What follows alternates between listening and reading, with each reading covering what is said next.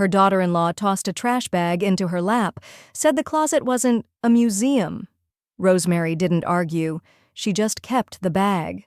3 weeks later, Paige returned to find every room stripped, every account inaccessible, and her own name removed from the emergency contact forms. The house? Sold. The contents? Archived. The trust?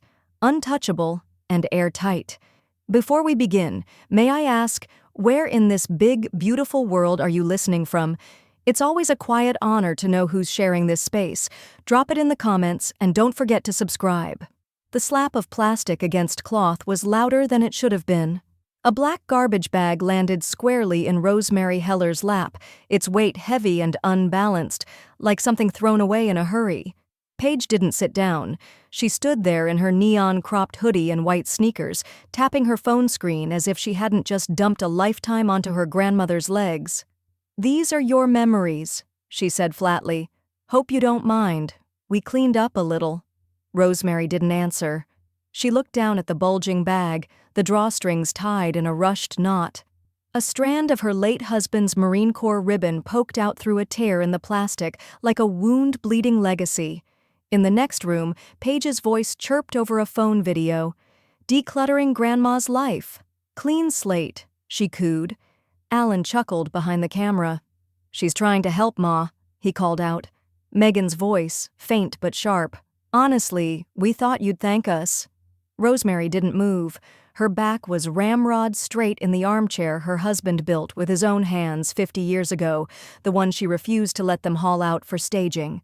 She finally opened the bag. No sound, just the slow, surgical unfurling of plastic. A photo album with a cracked spine lay on top, edges curled from time and warmth. Below it, a dented jewelry box, a stack of letters with her sister's handwriting, a bronze dog tag marked W. Heller USMC, and near the bottom, her wedding veil. Crushed, but not ruined. She inhaled through her nose, drywall dust, rosewood polish, and the faint antiseptic tang of hand sanitizer. Paige must have used wipes. She closed the bag gently, pulled it tighter into her lap. Outside, a car door slammed. Deb Riley walked up the path like she'd done it 1,000 times before, her short gray bob bobbing in rhythm with her stride. She didn't knock. "I brought that lemon loaf you like. Oh, hell no!" Deb stopped dead in the doorway, eyes zeroing in on the bag. "Please tell me that's not what it looks like." Rosemary didn't speak. She just reached into the bag and, with reverence bordering on defiance, pulled out the veil. She shook it once, dust rising like breath, and smoothed it flat across her lap. "Jesus," Deb whispered, "they didn't even ask you." "No." Rosemary's voice was quiet but steady. "They didn't." She folded the veil with practiced care, aligning each edge the way she once had when she stored it after the wedding. Deb watched as Rosemary retrieved a linen-covered memory box from the cabinet beside her, the one with brass corners and her initials embossed faintly on the top. "They said it was just stuff," Rosemary murmured. Deb pressed her lips together, fists clenched at her sides. "Stuff doesn't have blood on it, or tears, or 50 years of being alive in it." Rosemary looked up. Her eyes weren't angry. They weren't even wet. Just alert, awake. As if something inside her had clicked on after a long, dim sleep. "I don't think they realize what they just did," she said. She closed the box. In the hallway, Paige's laugh echoed from her phone screen again. Honestly, it smelled like mothballs and sadness, but whatever. That's clean slate. Rosemary reached into the side table drawer and took out a pen. Her hand didn't shake as she wrote something on a post-it note. She stuck it to the memory box, stood, and handed the bag to Deb. "I need you to hold on to this," she said. Deb looked down at the bag. "Why?" Rosemary's eyes didn't leave the hallway. "Because I'm going to show them what real trash looks like." The light in the study was softer than the rest of the house, filtered through a lace curtain that had yellowed around the edges. Outside, the sky was dimming to that pale lavender Iowa shade it took on before the cicadas started their slow hum. Rosemary sat at her husband's old oak desk, the one with dovetailed drawers and ink stains in the corners, and reached for the bottom cabinet with a quiet resolve. Her fingers wrapped around a thick manila envelope, worn smooth from decades of filing and refiling. It slid out with the faintest rasp. She laid it flat, untied the faded butcher string, and opened the flap like someone uncovering the bones of something buried too long. Inside, the original copy of her will, her husband's signature still etched into the lower margin, bold, steady, unshaken. She unfolded the pages slowly, smoothing each corner with her palm as she went, letting the silence around her stretch and settle. Her eyes traced the familiar wording with slow precision until they landed on the section that made her stomach curl. Primary beneficiaries. Alan, listed first. Of course, he was her only son, even if he'd long since passed the point of understanding her. And then, just beneath him, Paige Alexandra Heller. The name looked like graffiti now, unwelcome, careless, spray-painted across a contract she once believed meant something sacred. Her jaw tightened as she pulled her phone closer and tapped out a message. Rosemary Heller text to Elijah Warren. "It's time. Bring the blank draft." She sent it without hesitation, then turned the will over and set it face down on the desk. She stared at the blank wooden grain for a moment, as if clearing it might also clear the weight pressing against her ribs. From the hallway, voices filtered through. Tinny, too loud, on speakerphone. "Staging's booked for Saturday," Paige said cheerfully. "Mid-century modern with some earthy touches. We'll just swap out the heavy stuff." "She means your furniture," Alan's voice added, with a chuckle that tried to be light and only sounded tired. Rosemary didn't answer. She didn't even blink. She picked up a navy blue moleskin notebook from the shelf above her desk, the kind she'd used for decades as an archivist, where each entry began with a date, a location, and the truth as it was witnessed. She uncapped a black gel pen and began to write. July 25, 2025 Documentation Log, Volume 1, Entry Number 001, Unapproved Staging scheduled by Paige Alexandra Heller, no ownership or authority granted. Alan Heller, aware and passive. Megan Heller, absent. She wrote slowly, deliberately, letting each word plant itself with clarity. The paper didn't tremble beneath her hand. She opened her laptop next, pausing only once as it flickered to life. On the screen was Paige's profile. Still public, still proud. She scrolled to the video from earlier that afternoon. "Yarned clean slate," it read. And beneath it, a caption. "Decluttering Grandma's hoard. No more mothball museum." She hit save, then took a screenshot, then another. Every digital post, every video, every smug little heart emoji from people who thought cruelty was cute. Each piece was labeled archived, stored in a folder called Evidence, Family Probate. Behind her a door creaked. Deb Riley stepped in carrying 2 steaming mugs and paused at the sight of the screen. "Well, damn," Deb said. "You look like you're about to prosecute the whole family." Rosemary kept typing. "They wanted a clean slate. I'm giving them one, mine." Deb set down the tea, took in the array of folders, paper and digital, and leaned against the bookshelf.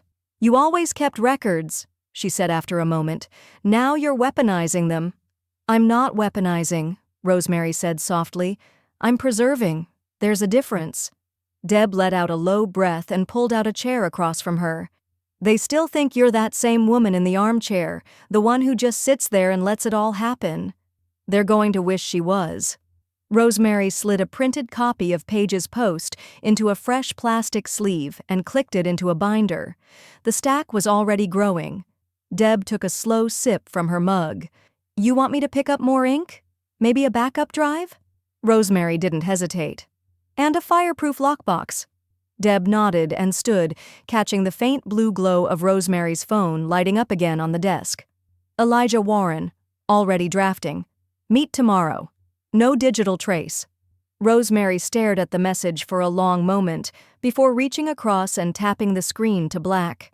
Outside, the wind stirred through the trees, rustling dry leaves like the turning of pages never read. The attic stairs groaned beneath Rosemary's weight as she climbed them slowly, one hand gripping the banister, the other holding a flashlight even though the morning sun had begun to filter faintly through the side vents. The air up there was heavy with insulation dust and time, the kind of thickness that clung to your lungs and reminded you this space hadn't been meant for daily use. She stepped onto the plywood flooring and paused at the top, letting her eyes adjust to the dim. Everything was wrong. Her boxes, archived by decade, labeled in her neat block handwriting, had been torn open at the seams. Plastic bins were half-lidded, their contents slumped out like spilled guts. A framed newspaper clipping from 1968, the year she and Walter bought the house, was cracked across the center. Photo albums were stacked in uneven towers, some turned upside down. A ceramic vase her sister had given her after Walter returned from Vietnam had rolled into the corner, chipped on its rim like a broken tooth. She crouched beside a cardboard box marked Winter 1983, her fingers brushing across a pale yellow baby blanket that had once wrapped her son. It was balled up beneath a stack of junk mail from the kitchen table, crumpled. Coupons and a half-used notepad Paige must have dumped without looking. Rosemary stayed there for a long minute, staring into the open box. The smell was different now. Less cedar wood and old paper, more dry rot and carelessness. A hollowing had happened here. Footsteps thumped below, then the creak of the attic hatch lifting further. Paige's voice floated up like the tail end of a breeze already turned sour. "Figured we'd get ahead on the junk before the stagers come. You're not going to use any of this anyway." She didn't even bother to climb the stairs, just yelled it up like a landlord making an announcement. Rosemary didn't answer. She reached for her notepad and scribbled the date. July 26, 2025, entry number 002, unauthorized entry and disruption of preserved heirlooms. She pressed a yellow post-it to the baby blanket. To Haley. Another to the vase, to Deb. A third to the album, to local museum, Cedar Rapids Historical Collection. If they thought they were clearing things out, they hadn't counted on her reorganizing it right under their noses. A few hours later, Megan lingered in the kitchen while Deb unpacked groceries into the fridge. Her tone was casual, like someone commenting on weather that hadn't fully formed yet. "We've been thinking," Megan said. "If the place sits empty after, well, it might make sense to convert it into something useful. An Airbnb, maybe?" Paige knows a designer in Des Moines. Deb paused mid-reach. She looked at Megan, then turned and said nothing.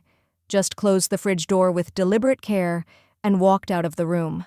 Elijah arrived just after 11, dressed in his Friday casual, khakis, blue button-down, and that leather satchel Rosemary had given him back when she finalized her first living trust. He set it down on the dining table, away from the piles of catalogs Paige had left scattered across the surface. "I've got the draft," he said. "All clean. No digital copy, just as requested." They sat together by the window, papers spread before them. His tone was even, but his eyes scanned her face with quiet scrutiny. Rosemary didn't flinch. She signed where he pointed, initialed every clause with unwavering strokes. When they reached the updated beneficiary section, Elijah hesitated. "You're sure you want to remove them entirely?" She didn't look up from the page. "I want it ironclad." "I can do that." "I want it irrevocable." There was no tremor in her voice, no rage either. Just certainty, the kind you find buried beneath the ash of long-burning resentment. Elijah nodded. "Then that's exactly what it will be." By the time Deb returned from the garage, Rosemary was already tucking the signed document into her fireproof safe. Paige's name no longer appeared anywhere in the primary designation. Allen's had been struck as well. "What now?" Deb asked quietly, not quite smiling. Rosemary turned the key in the safe, stood slowly, and dusted her hands. "Now," she said, "we let them stage an empty future." The receptionist at Pine Hollow Storage wore too much perfume, the kind that clung to paperwork long after it had been signed. Rosemary didn't mind. She'd already made her decision by the time she stepped out of Deb's car, the morning sky wide and cloudless above them. The facility was clean, unassuming, set behind a row of boxy medical offices and a self-serve car wash, the kind of place you only noticed when you needed to disappear something. The storage manager offered a laminated brochure and pointed them toward the climate-controlled units in Building C. Rosemary chose one in the back away from foot traffic, just large enough to walk through but compact enough to feel like a vault. She requested double locks, no shared access, and declined the free first-month promotion. Deb raised her eyebrows when they climbed back in the car. That was fast. "I knew what size I needed before we left the house," Rosemary said. That afternoon, the sorting began. The house had become too unstable, too vulnerable to wandering hands and careless intentions. Up in the attic, Rosemary moved with quiet efficiency.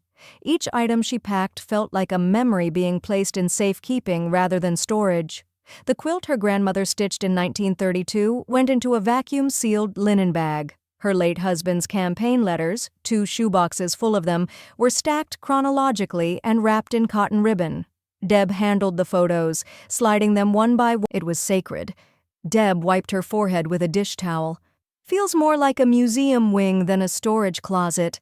"That's the idea," Rosemary said, sealing the final bin. "If they wanted me to be invisible, then I'll vanish somewhere they can't reach."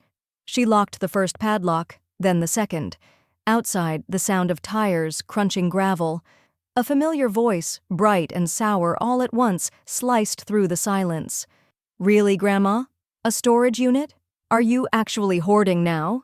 Paige stood near the open gate, arms folded across her oversized cardigan, sunglasses perched too high on her head. She looked at the unit like it offended her design sense. "I mean, sure," she continued, "if you're going to live in the past, you might as well box it up and put it in a cage." Deb took a step forward, but Rosemary gently touched her elbow. No words, just the soft insistence of restraint. Rosemary turned to her granddaughter, walked toward the unit door, and without speaking, pulled it closed with both hands. The steel groaned shut. Then came the decisive click of both padlocks snapping into place. She looked Paige directly in the eye and smiled, not sweetly, not kindly, just firmly, like someone who knew exactly what belonged behind that door and what didn't. Paige gave a short laugh, half embarrassment, half confusion. "You're seriously going to act like this is normal?" No answer. Rosemary walked past her and climbed into Deb's car without a backward glance.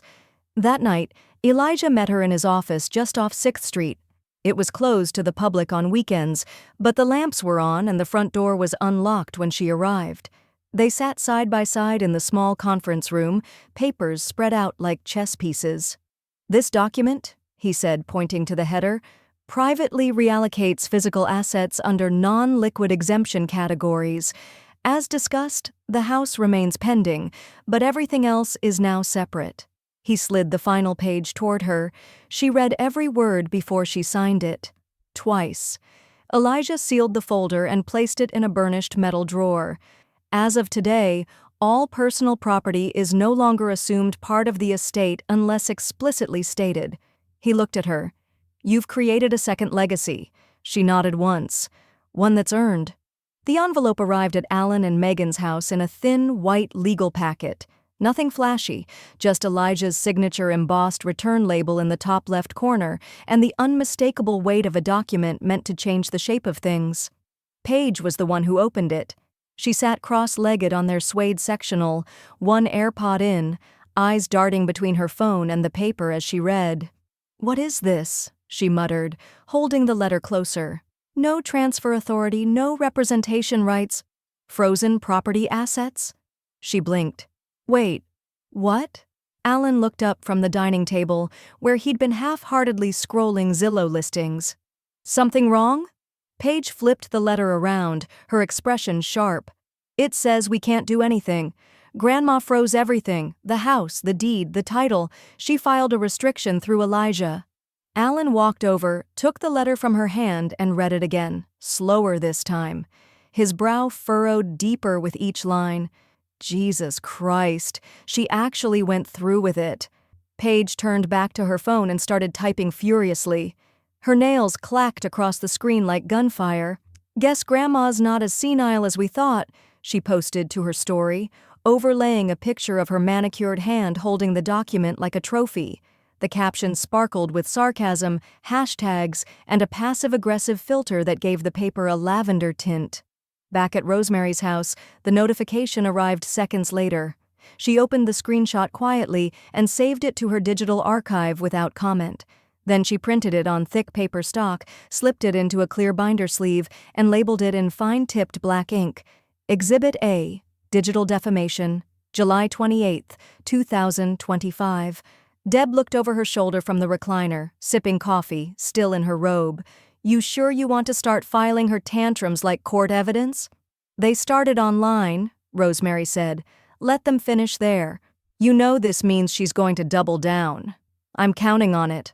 The front doorbell rang mid-morning, and through the peephole, Rosemary saw Alan's silhouette shifting between apology and panic. She didn't open the door. I just want to talk, Ma, he called out. You blindsided us. From inside, Deb raised an eyebrow. Let me guess, he's upset about the house, not the way she treated you. Exactly. Alan's voice sharpened, muffled, but urgent. You've ruined everything, Paige. Oh, please, Paige shouted from the sidewalk. She never liked me anyway. Rosemary stepped back from the door. She didn't need to hear the rest. She'd heard versions of it for years. Disappointment weaponized, blame traded like currency between people who refused to look inward. By evening, she had a locksmith at the house. The man was local, recommended by Elijah's office, and moved with the quiet precision of someone used to urgent requests. He replaced the front door lock, added a reinforced deadbolt, and upgraded the back door to a keyless entry system tied to Rosemary's phone. Want the old keys back? He asked, holding them out. Rosemary shook her head. Melt them for all I care. By the time the sun set, the house felt like hers again, secure, sealed, sovereign. She stood by the window with a cup of chamomile as Deb watched the news on low volume behind her. They're unraveling, Deb said softly. They expected a pushover, Rosemary replied. They forgot I used to archive war correspondence for a living. Deb chuckled. No one survives pettiness like a woman trained in microfiche. But downstairs, on a different screen, another message was being written. Paige sat in her bedroom, hunched over her laptop with a furrowed brow. A Google Doc open, cursor blinking beside the words, signs of elder cognitive decline and financial confusion. The tone was cautious, calculated. She was trying to write like a concerned relative, not a disinherited granddaughter. Her fingers hesitated. She clicked on the folder of screenshots she'd secretly saved. Rosemary's storage unit location, her posts about the will, even one blurry photo Deb had posted of the two women with a label maker and packing tape. Paige compiled it all, dragging it into a folder marked, Protect Grandma, Legal Concerns. She wasn't going to fight for the house openly anymore. She was going to frame it as elder abuse. The clinic smelled like lemon disinfectant and printer ink. Cool air hissed gently through ceiling vents, and the waiting room chairs were arranged with the same false cheerfulness as a pediatric dentist's office, pale blue walls, abstract art, coffee table books that hadn't been touched in years. Rosemary sat upright in her chair, her handbag balanced neatly on her lap, her spine straight, her ankles crossed. She didn't fidget, didn't sigh. She had brought nothing to distract her, no crossword or novel or knitting needles. She wanted them to see her exactly as she was, fully present, fully aware. Across from her, Deb flipped idly through a 2021 issue of National Geographic, but her eyes kept glancing upward. She didn't say it, but Rosemary knew. This was the moment their silence had been building toward. Not grief, not nostalgia, defense. A nurse finally stepped through the frosted glass door and called her name. Rosemary stood without effort and followed. The evaluation lasted nearly 2 hours.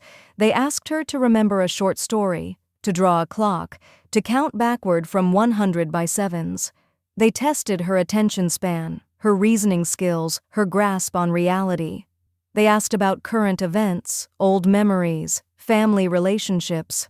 One doctor tried to mask his surprise as she corrected his mispronunciation of Maya Angelou and referenced the exact year the Cedar Rapids flood displaced 18,000 residents. Another asked her to identify shapes hidden inside a field of intersecting lines. She did it in under 30 seconds. Not once did her hands shake. Not once did her thoughts tangle or trail. When the session ended, the specialist, Dr. Vance, late 50s, upright and plain-spoken, offered a faint, impressed smile as he closed her file. "I've seen attorneys less organized than you," he said gently. "We'll have the signed report by tomorrow." Back in the car, Deb handed her a bottle of water and leaned across the console. "Well?" "They poked. I didn't flinch." Deb grinned. "Then you, my friend, are officially the most dangerous 76-year-old in Lynn County." Rosemary didn't smile, not quite, but her eyes flashed with quiet satisfaction. By Friday morning, Elijah had the report in hand. It arrived in a sealed envelope, signed and notarized, and bore the language of bureaucratic finality. No indication of diminished cognitive function. Subject is lucid, competent, and demonstrating full capacity for complex decision-making. He scanned the document, made one copy for his file, and then forwarded the original, PDF, time-stamped, to the attorney representing Page's concerns. 3 hours later, the email chain was closed. No further inquiries. The challenge had evaporated. That evening, Deb popped open a bottle of champagne she'd been saving since her last hip surgery. "To being lucid and lethal," she said, raising her glass. Rosemary didn't laugh. She just clinked her glass once, firmly. Across town, Paige was unraveling. Her TikTok followers had dwindled after her latest passive-aggressive upload, just a silent shot of Rosemary's front door with the caption, "Some people will choose bitterness over family." Sad, she tried to go live and vent, but her phone kept freezing and the comments turned quickly against her. "Girl, you tried to what? Pretty sure your grandma's sharper than you?" One user simply commented, "Yikes," and tagged a legal advice account. In desperation, she fired off a Facebook post riddled with typos, claiming she was just trying to protect a vulnerable elder being taken advantage of. She added a selfie of herself looking solemn in her bedroom mirror. The likes were scarce. The empathy was non-existent. Eventually, even Alan grew uneasy. That Sunday, he showed up at Rosemary's doorstep with a half-hearted bouquet of gas station carnations and a speech that reeked of someone caught between guilt and financial fear. "I know things got messy," he began, shifting his weight from foot to foot. "But maybe we can slow down, reevaluate, talk it through like a family." Rosemary didn't let him finish. She didn't touch the flowers.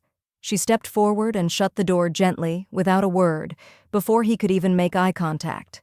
Inside, Deb didn't ask what he said. Instead, she handed Rosemary the newest printout for the archive. "Exhibit B?" she asked. "No," Rosemary said, sliding the document into a fresh binder sleeve. "This one's for a different folder." Elijah's voice was low, but there was steel in it. "You're going to want to sit down for this." Rosemary didn't. She stood by the bay window, the light pooling around her slippers, one hand resting lightly on the windowsill as she watched a squirrel dart across her front lawn. She didn't need to ask. If Elijah was calling in the middle of the day instead of waiting for their Thursday meeting, it meant a line had been crossed. "I've been doing some quiet recon," he continued, "looking into any financial noise that might have slipped through the cracks while you were still giving Alan access." She waited.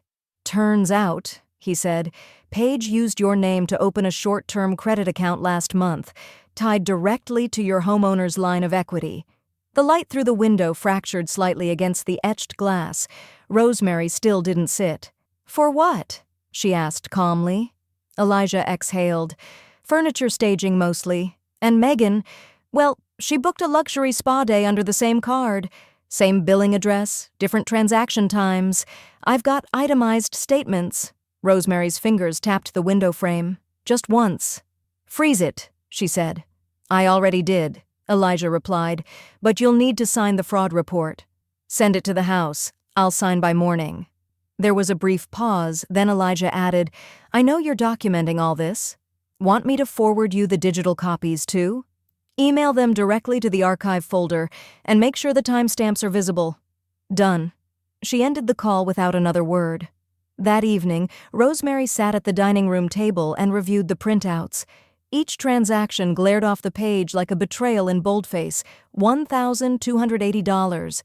Interior design, now ink, $437.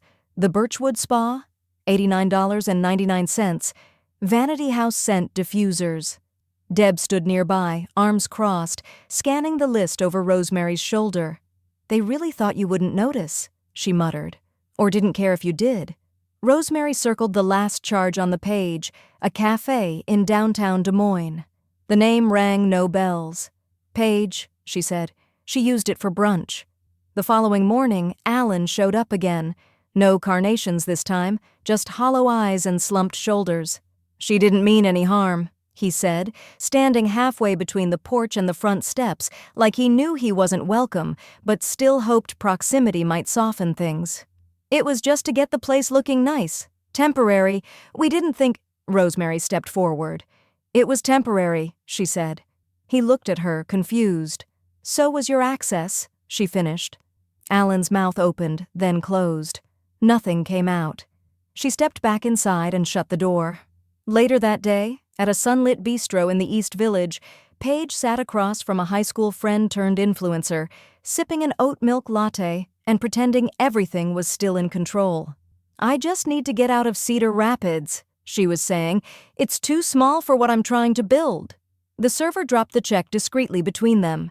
Paige pulled out her wallet, swiped her favorite platinum card, and handed it off with a smile.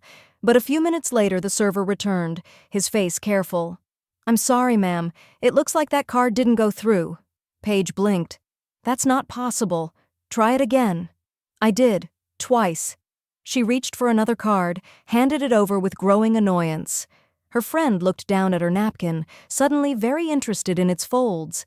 After the server walked away again, Paige pulled out her phone, thumbed over to her banking app, and stared at the screen as her balance refreshed, then flashed red. Account frozen. Account owner disputed charges. Her breath caught in her throat. She swiped over to text Alan, but hesitated. No, he wouldn't fix this, not this time. She tried Megan next. The message read only, "Did you do something stupid with the card? I think Grandma's cut us off." No reply. Back at Rosemary's house, the printer whirred steadily in the background. She added the latest financial statements to a growing folder marked, "Fraudulent Use. Family Access Revoked." Deb walked in from the patio, carrying 2 glasses of iced tea. "Another chapter in the epic?" she asked. "No," Rosemary said as she sealed the folder with a label. "This one's a footnote. They spent what wasn't theirs. Now they'll live without it." The porch light was already on when Paige pulled into the driveway, the wheels of her leased BMW rolling to a halt with practiced ease. Her gym bag thudded onto the passenger seat as she reached over to grab her keychain. She didn't bother to look up at the house. She was scrolling her phone, answering DMs from a sponsored skincare brand she'd been courting for weeks. She swung the car door shut with her hip and jogged up the path, breath still warm from spin class, earbuds still playing something bass-heavy. She slid her house key into the deadbolt. It didn't turn. She pulled it out and tried again, frowning. No give. She jiggled it harder this time, an impatient, slightly theatrical move, as if the lock would respond to entitlement. But the door didn't budge. She finally looked up.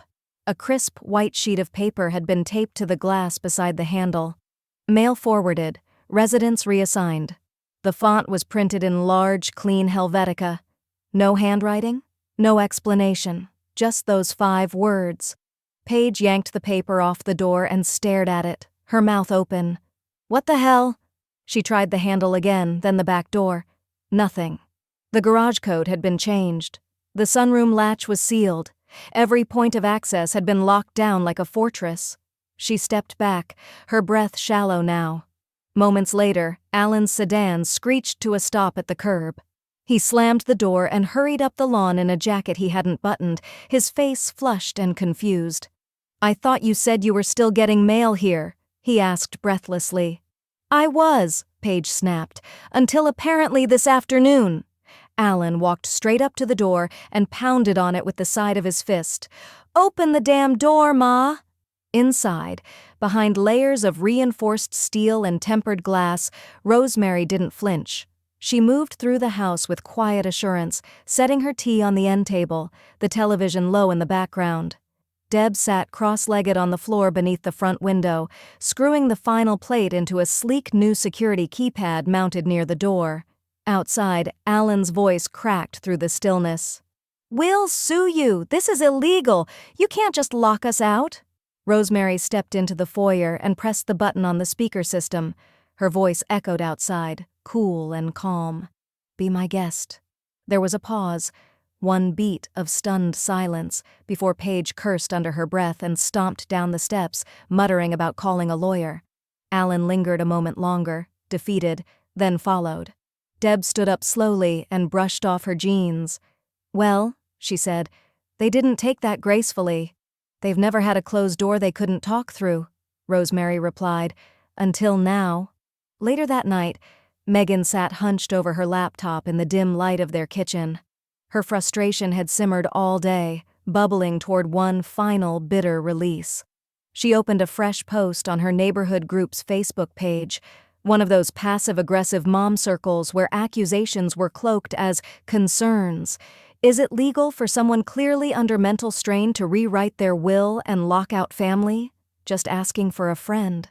Elder rights. Enough family matters. She tagged the local elder care commission. She didn't expect it to go viral. She definitely didn't expect her HR department to call the next morning. The email subject line read, "Professional Conduct Policy Review Required, Online Allegations." Attached was a screenshot of the post, along with her name, her job title, and a calendar link to schedule a mandatory ethics meeting. Back at Rosemary's house, the newly installed doorbell cam blinked to life. Deb reviewed the security footage from her tablet, noting timestamps and vehicle plates with near gleeful diligence. The system was now fully integrated. Camera feed, motion sensors, smart locks, all controlled from Rosemary's phone, which buzzed quietly next to her evening crossword. A new message popped up at the top of the screen. "Haley Heller, I saw what they posted. I'm sorry about them. I just wanted you to know I'm not part of this."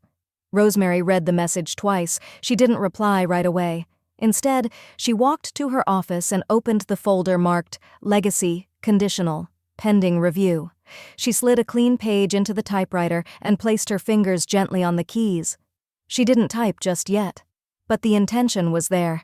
The pen Elijah handed her was heavier than it looked, matte brass weighted at the tip, the kind lawyers used when ceremony mattered. They sat side by side in his private office, blinds half drawn against the morning sun. On the table between them lay the revised will, freshly printed, meticulously annotated. A single name stood alone now in the section labeled Sole Beneficiary.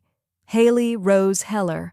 No secondary designees, no conditional heirs, no fallback language. Elijah waited. Rosemary flipped through each page one final time, her eyes scanning not just for legal accuracy, but for closure. She paused at the last clause, one she'd written herself in her distinct, looping script.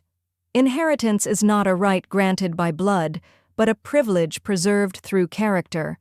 She signed, steady and precise. Elijah affixed his seal, then leaned back and exhaled.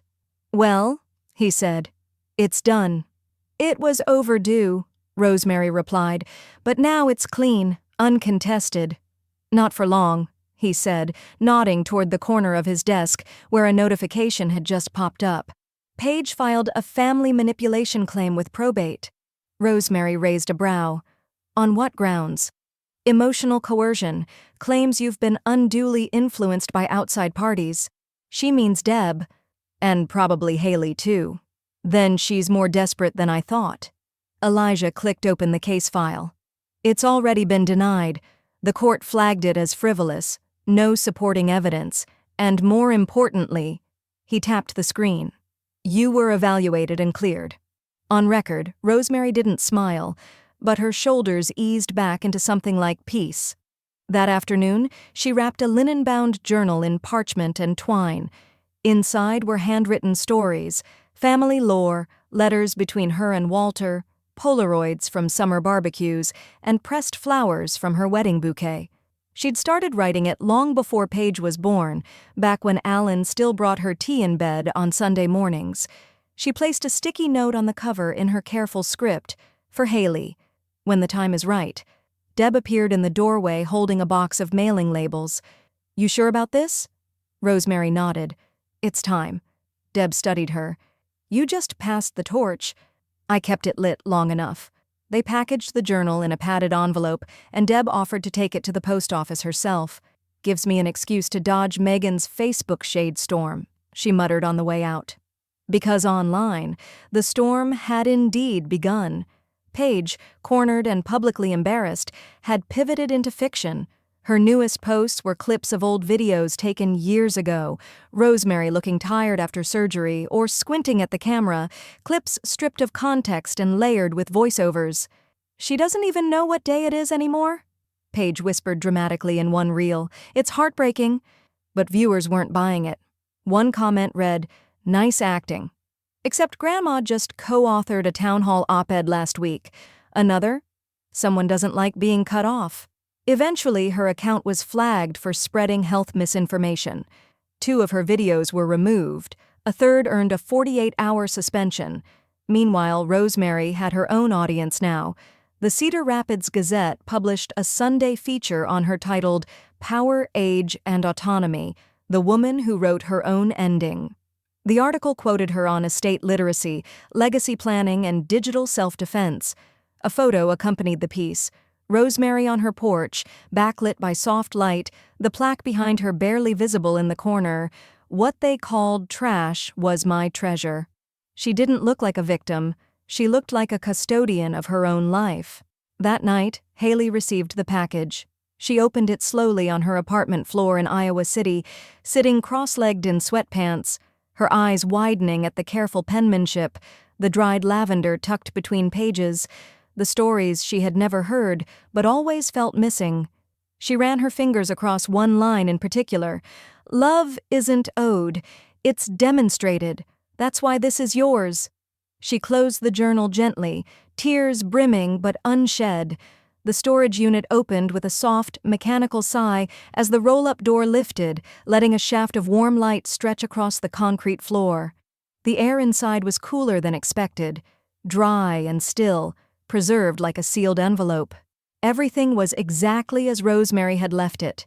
Shelves labeled with sharp black lettering, bins stacked too deep, the soft hum of climate control barely audible beneath the summer buzz outside. Haley stood just inside the threshold, hesitant. Her eyes took in the neatly ordered space, boxes marked heirlooms, Walter, letters, Margaret, photos, 1950s to 60s, correspondence, Haley's mother. Each label was printed with care. The handwriting was unmistakably Rosemary's, measured, clean, methodical. "This is more than I imagined," Haley said quietly. Rosemary stepped past her, unlocking a small cabinet near the back and removing a faded binder. She opened it to reveal a contents map, each shelf and bin meticulously catalogued, with color codes and accession numbers. "I started this system when I was still working at the library," she said, brushing a speck of lint from the page. "Didn't stop just because they called it retirement." Haley walked slowly toward a nearby box labeled Photos, 1970s, lifting the lid with both hands. Inside, dozens of prints lay in acid-free sleeves. She reached for one and paused when she saw the image. Her mother as a child, no older than 5, standing barefoot in a backyard kiddie pool with a popsicle melting down her chin. Haley's breath hitched. She smiled, then blinked quickly and tucked a loose strand of hair behind her ear. "She always said she never had any photos of her childhood," she whispered. "She didn't have them," Rosemary said gently. "But I did." They spent the next hour carefully opening each bin, separating items into stacks. Donate, preserve, pass down. Haley labeled things as they went, her handwriting smaller, more rounded, but equally precise. She seemed to absorb Rosemary's rhythm without needing instruction. They worked without chatter, the silence between them peaceful, filled with purpose. At one point, Haley held up a small ceramic ashtray shaped like a sunflower. "My mom used to tell me this was the first thing she ever made in art class," she said, turning it gently in her palm. "She gave it to me after her 5th grade recital," Rosemary replied. "Even then, she thought she'd disappointed me." "Did she?" "No," Rosemary said softly, "but I didn't know how to tell her that then." The silence returned, but it carried warmth this time. After a while, they both stepped outside to stretch. The sun had lowered behind the trees, casting long shadows across the lot. Haley leaned against the car, squinting into the light. Rosemary fanned herself with the folder. From across the street, an engine idled. A white Audi sat parked at the edge of the adjacent lot. Tinted windows rolled just low enough to reveal the curve of Paige's oversized sunglasses. Her face was unreadable from this distance, but her posture said everything. Shoulders locked, chin high, phone gripped tightly in her hand.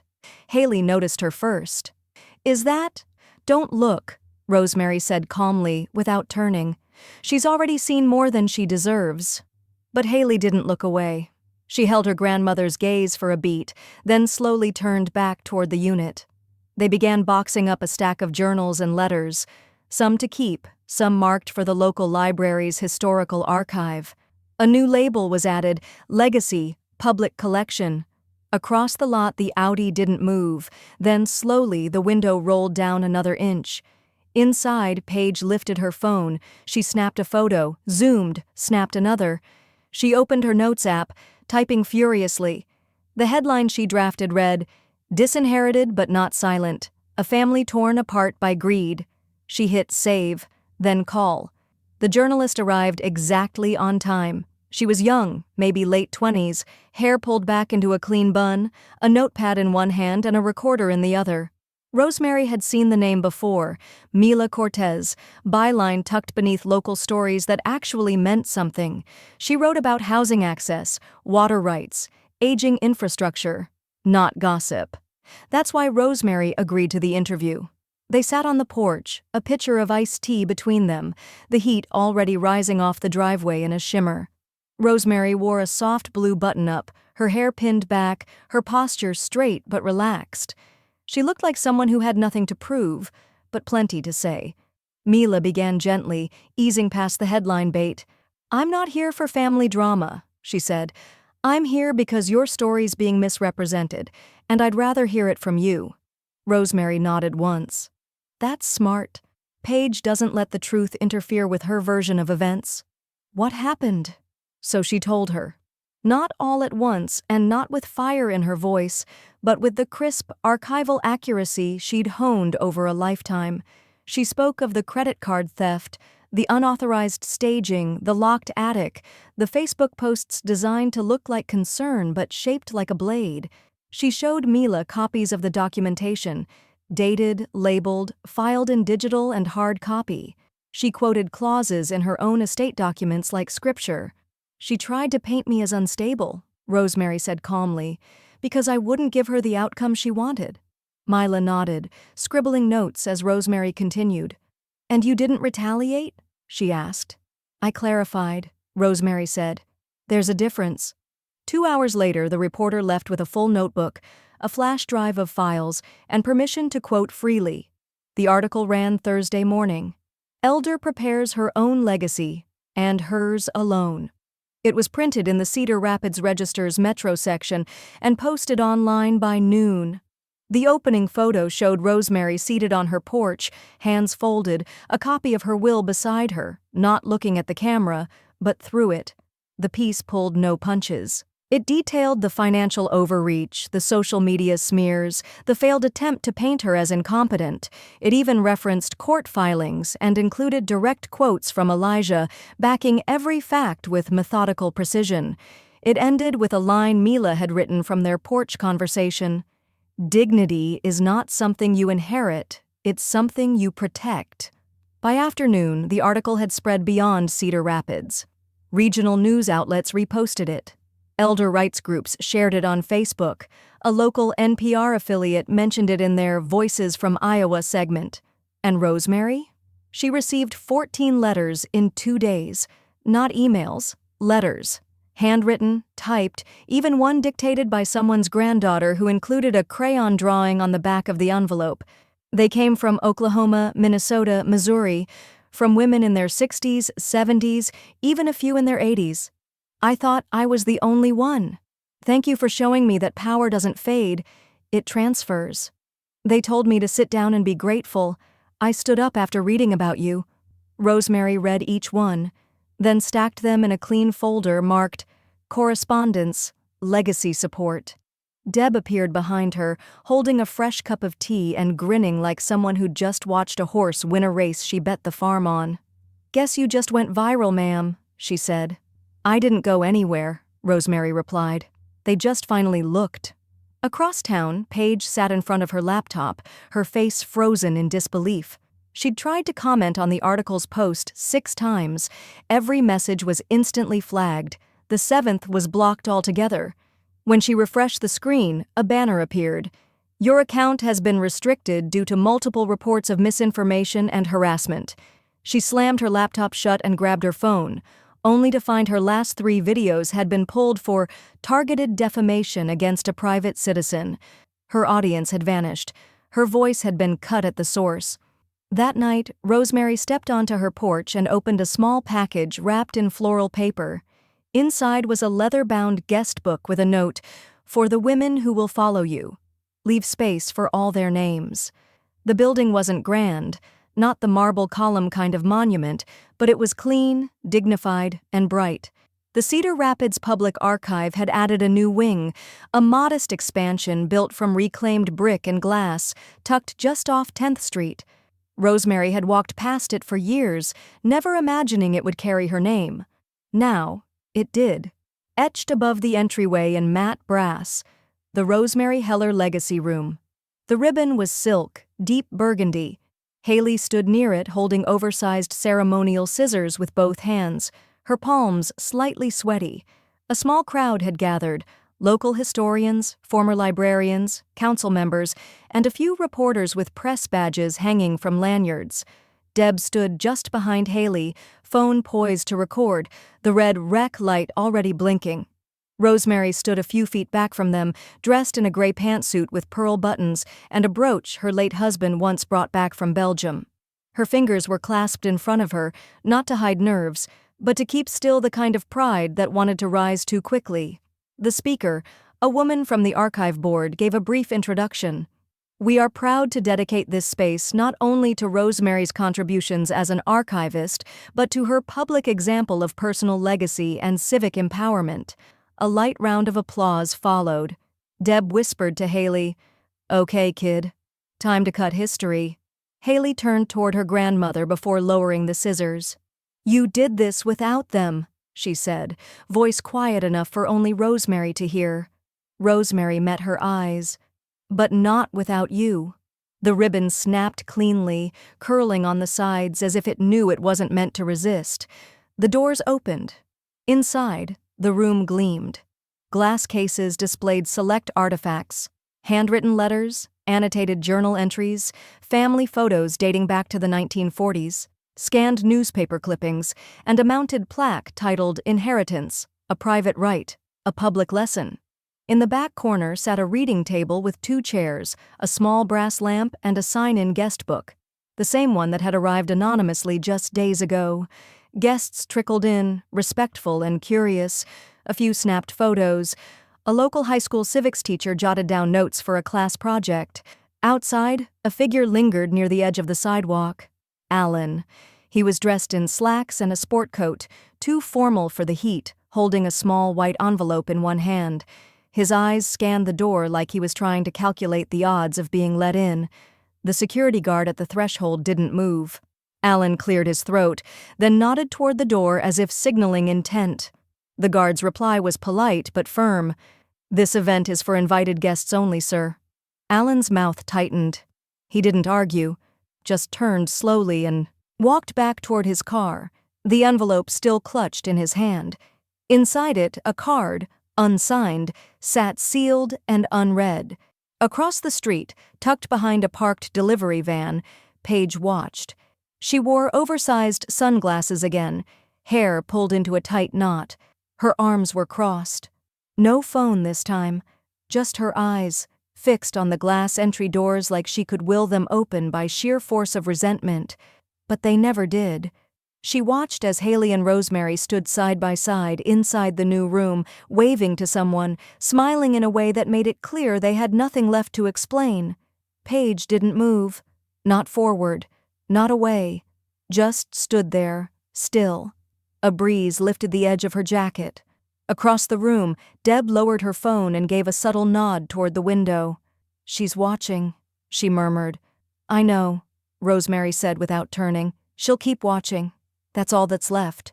Later that night, back at the house, Rosemary set a small frame on the mantel. Inside it, a printout of the article headline. Beneath it, she'd taped a handwritten caption, "Legacy is what remains when the noise fades." The sun angled low through Elijah's office blinds, streaking the polished oak desk with slanted lines of amber light. Outside, cicadas buzzed faintly through the heat. Inside, silence ruled. Elijah flipped to the last page of the revised trust, then turned the folder toward Rosemary. His expression was calm but reverent, like a man watching someone carve a boundary into stone. "This is the final clause," he said. "Once signed and notarized, it supersedes all legacy revisions. No appeals, no partial inheritances, no secondary claims." Rosemary reached for the pen without hesitation. The clause read, "To those who discarded what mattered, nothing shall remain." She signed in smooth, deliberate script. No flourish, just clarity. Elijah added his signature beneath hers.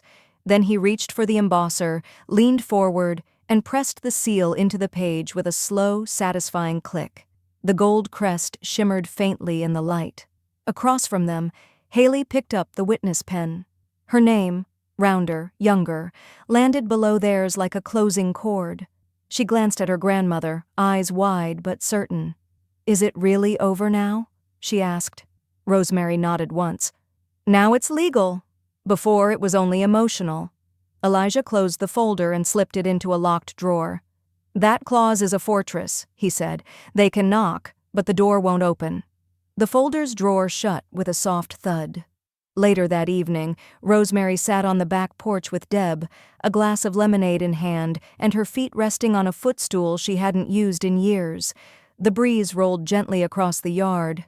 A cardinal chirped once, then fell quiet. Deb scrolled her phone lazily, then held up the screen. "Paige just messaged you." The text was short, unpunctuated. "We can still fix this. Just talk to me." Rosemary didn't even blink. "Block it." Deb did. A minute later, her phone buzzed again. "Alan." This time, a voice message. 62 seconds long. Deb raised an eyebrow. "You want to hear it?" "No." "You sure?"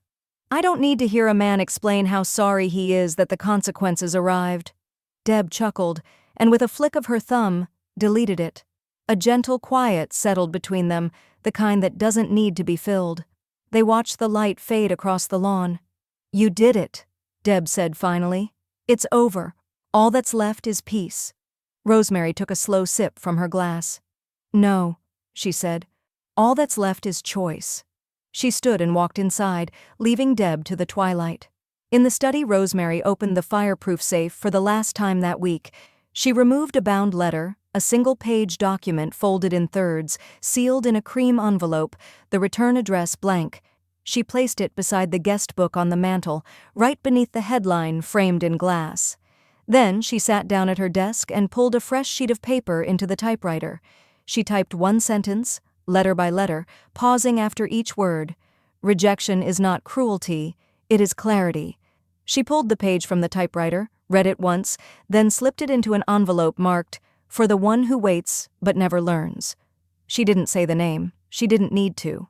Outside, the porch light clicked on. Back on the street, in the front seat of her idling car, Paige watched from behind the wheel, the glow of the house spilling softly through the hedges. In her lap, her phone buzzed again. This time, no one responded. The hallway that stretched between the dining room and the study had always been quiet, more functional than warm, a narrow passage of bare wall and worn baseboard. For decades, it had gone mostly unnoticed. But not anymore. Now it held something worth pausing for. Haley stood on a small step stool, a level in one hand, a hammer in the other.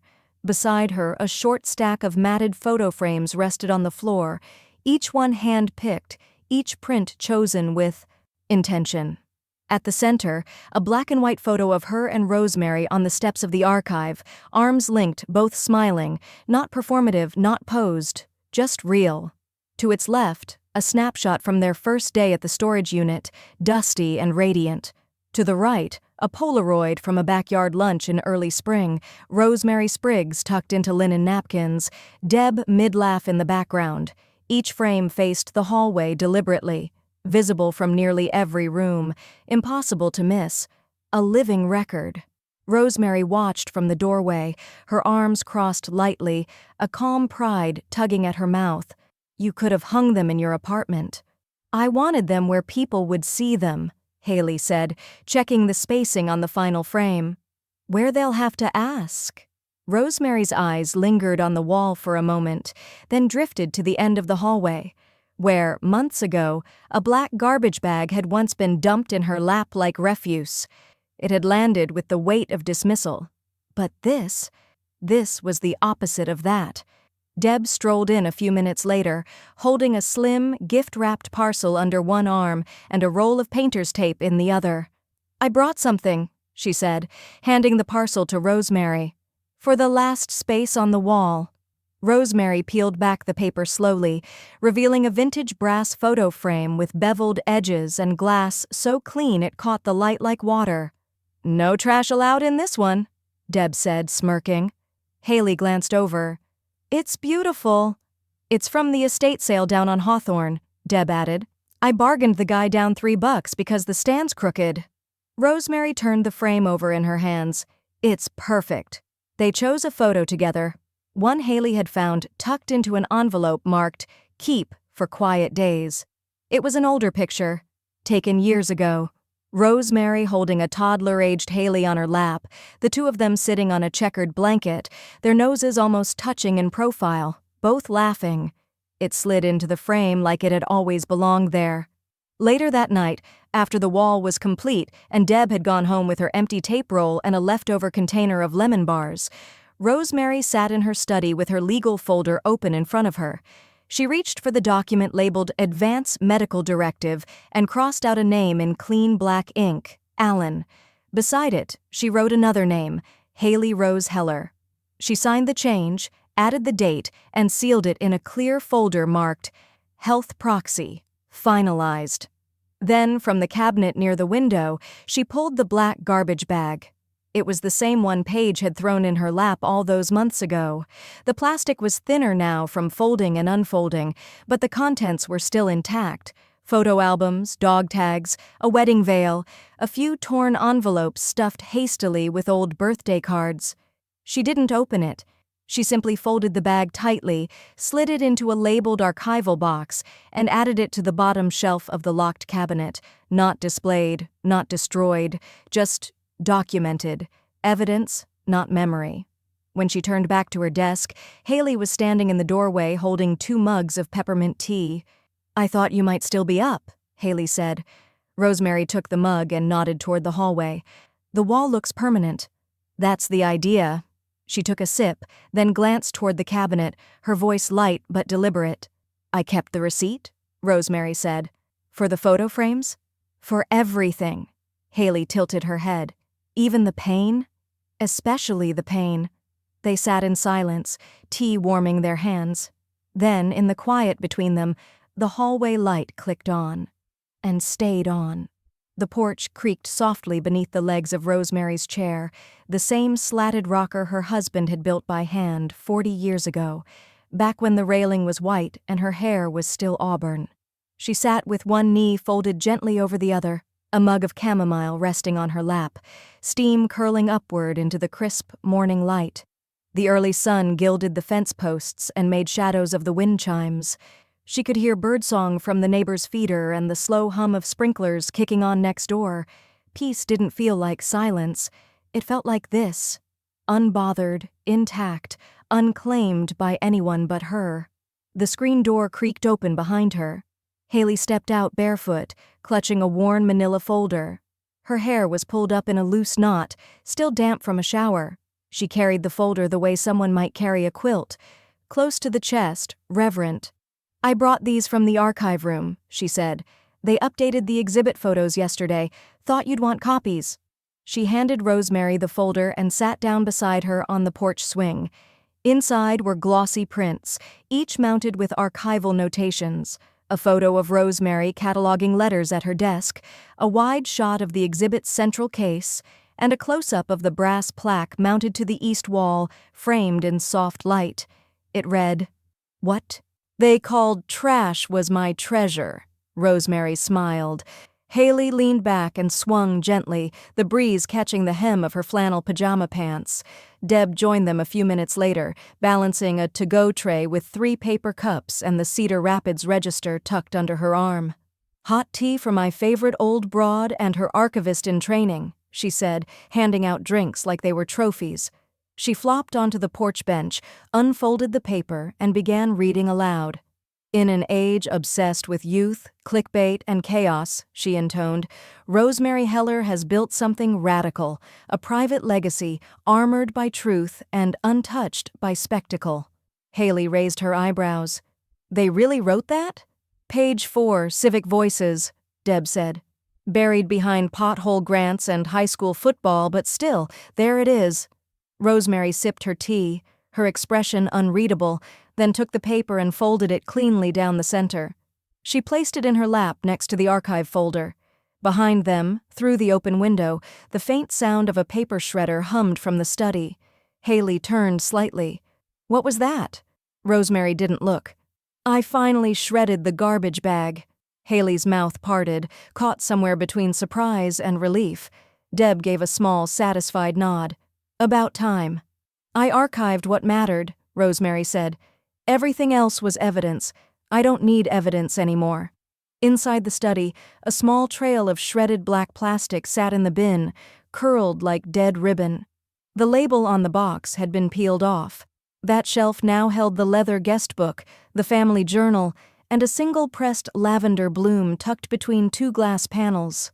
Paige's name hadn't come up once, not in their conversation, not in the exhibit, not even in the final versions of the will, where the legal clause forbade her from contesting anything without penalty. Her name had become what it always was, loud in the moment, absent in legacy. Across town she still posted occasionally, though most people had long stopped listening. Her account sat semi-active, shadow-banned, and ignored, her videos flagged before they could trend. Even Alan had gone quiet. An unsigned card arrived last week. Rosemary tossed it in the bin without opening it. She didn't need to know what it said. She didn't need to remember what they said. "Is this what it feels like?" Haley asked quietly. "To win?" Rosemary shook her head. "To walk away." The breeze moved through the porch railings like a whisper. In the quiet, everything felt permanent. She reached over and rested her hand over Haley's for a moment. Then, without looking, she said, "She tossed a bag in my lap. I took out the real garbage and left her nothing but memory loss."